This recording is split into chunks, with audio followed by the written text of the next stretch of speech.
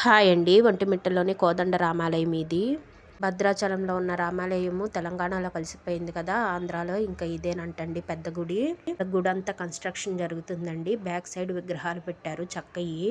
మేము వెళ్ళేసరికి 11:30 అయింది. 12 కల్లా గుడి క్లోజ్ చేస్తారంట. గబగబా దర్శనం చేసుకున్నాము. ఎంతోమంది క్రౌడ్ లేరండి. దర్శనం బాగా అయింది. అయితే నేను ఆ విగ్రహాలను చూసి ఇక్కడ ఆంజనేయ స్వామి ఎందుకు లేరు అని అడిగాను గుడి పూజారిని.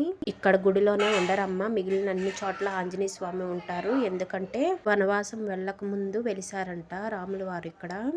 అదే గుళ్ళో 3 చోట్ల విగ్రహాలు ఉన్నాయండి. నేను అప్పుడు పోలీస్ ఆయన్ని అడిగాను, ఏంటి సార్ ఇక్కడ 3 చోట్ల ఉన్నాయి, అసలు ఒరిజినల్ ఏది అని అడిగితే ఆయన చెప్పారు, ఎవరో ఫోటోలు తీసుకుంటున్నారు, ఇక్కడే ఉండమ్మా, ఒరిజినల్ విగ్రహం నేను చూపిస్తాను అని అన్నారు.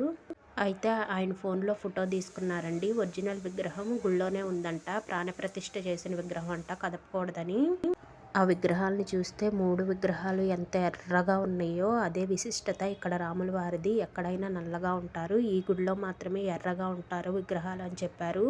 కానీ దర్శనానికి అలో లేదు అని చెప్పారు.